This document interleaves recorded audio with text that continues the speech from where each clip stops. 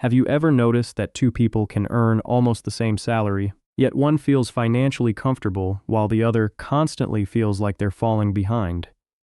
The difference isn't always income. Sometimes, it's the size of the life that income has to support. Imagine two people earning $6,000 a month after tax. One has $3,800 in fixed monthly expenses. The other has $4,900. On paper, they both earn the same amount, but financially, they're living in completely different worlds.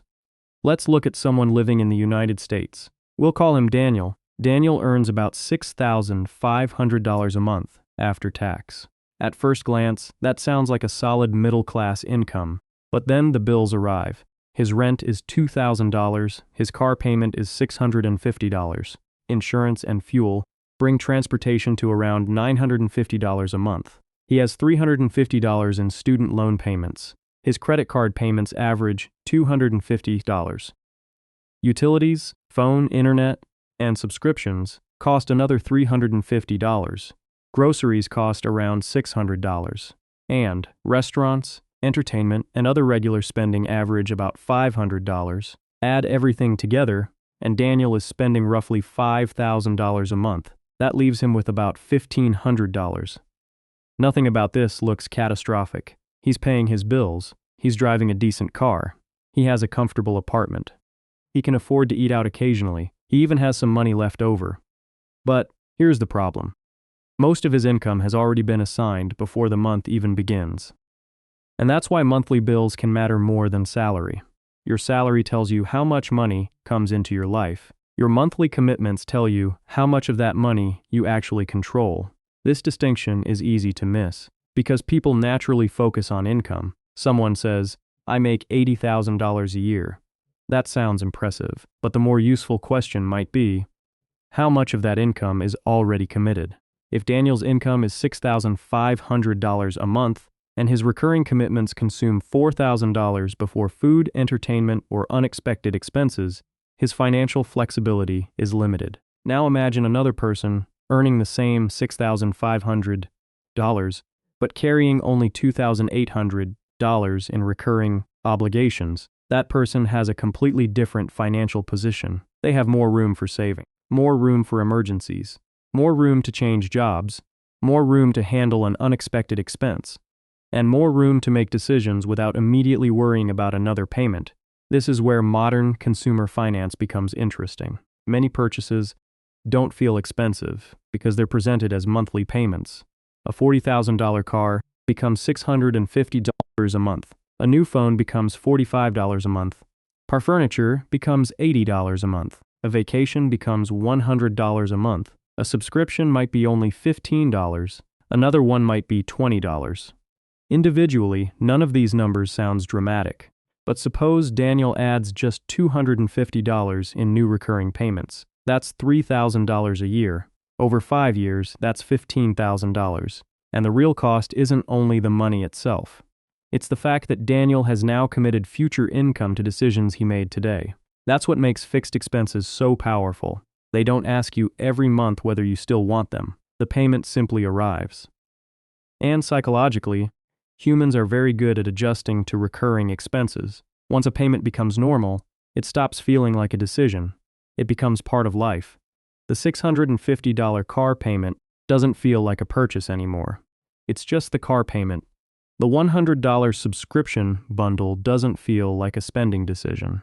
It's just what the bank account needs to cover. The $250 credit card payment becomes part of the monthly routine. And slowly, your future paycheck starts belonging to your past decisions. This is one reason lifestyle inflation can be so difficult to notice. When income rises, people often upgrade their fixed expenses. A smaller apartment becomes a nicer apartment. An older car becomes a newer car. A basic phone becomes a premium phone. Occasional travel becomes regular travel. And because each upgrade is connected to a higher income, it feels affordable. But there's a difference between being able to afford something today and being comfortable supporting it for years. Imagine Daniel receives a $1,000 monthly raise. He could use the entire increase to improve his lifestyle. A larger apartment might take $400. A newer car might take another $300. More restaurants, subscriptions, and travel could absorb the remaining $300.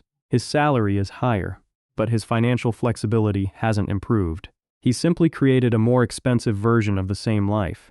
Now imagine instead that Daniel keeps his existing lifestyle mostly unchanged. He uses $200 of the raise for additional spending.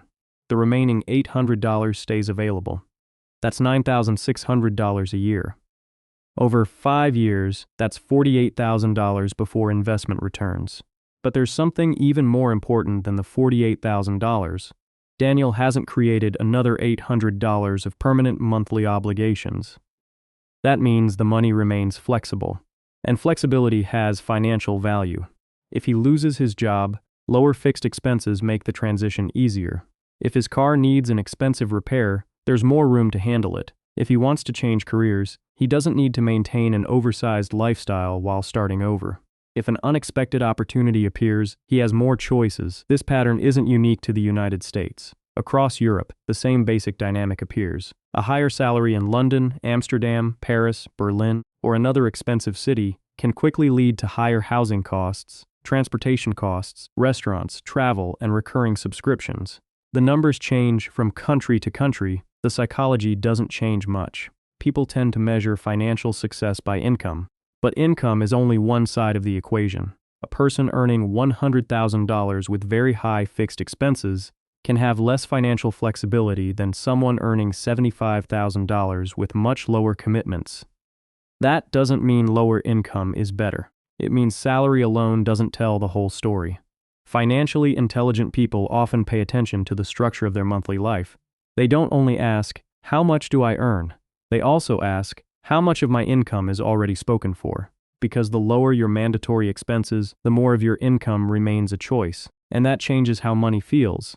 You don't necessarily need a huge salary to feel financially stable.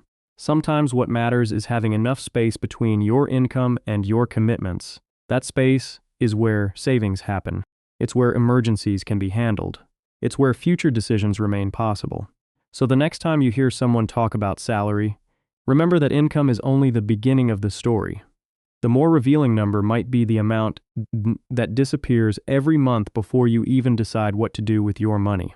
Because wealth isn't only about earning more. It's also about how much of what you earn remains under your control.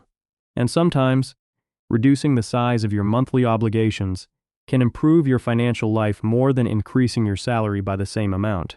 If you found this perspective useful, consider subscribing for more calm, practical discussions about money and financial psychology.